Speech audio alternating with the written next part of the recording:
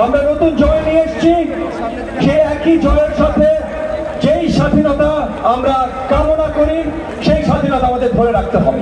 শুধু চাষিবাদ আন্দোলনে আমরা যেভাবে একত্রিত হয়েছিলাম সেই একত্রিততা আবার ভেঙে দিলে চলবে না।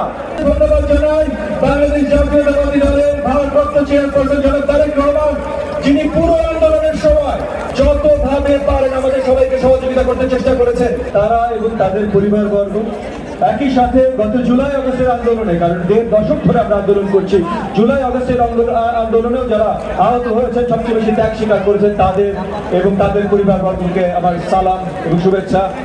আপনারা আমরা একত্রিত ছিলাম বলে বাংলাদেশকে নতুন ভাবে জয় আমরা এনে দিতে পেরেছি, তার জন্য আপনাদের সবাইকে অসংখ্য ধন্যবাদ।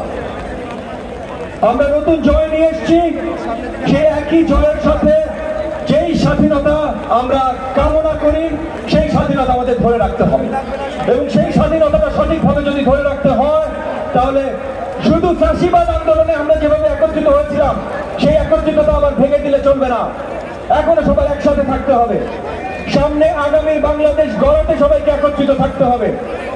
আমি বাংলাদেশ জাতীয়তাবাদী দলকে ধন্যবাদ জানাই আজকের এই আয়োজন করবার জন্য। ত্যাগ স্বীকার করেছেন যারা এবং যাদের পরিবাররা, তাদেরকে এইভাবে ধন্যবাদ জানাবার জন্য।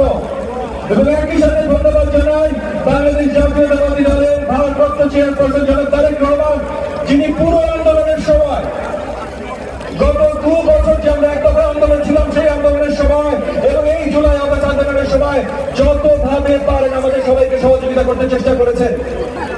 এবং ওনার মাধ্যমে জনাব তারেক রহমানের মাধ্যমে বাংলাদেশ জাতীয়তাবাদী দলের সকল নেতা কর্মী সব জায়গা থেকে দেশব্যাপী যেইভাবে কাজ করেছেন, যেইভাবে আমাদের সবার সাথে মিলে ত্যাগ স্বীকার করেছেন, এগুলো করা ছাড়া বাংলাদেশকে আমরা এই ফ্যাসিবাদ মুক্ত করতে পারতাম না।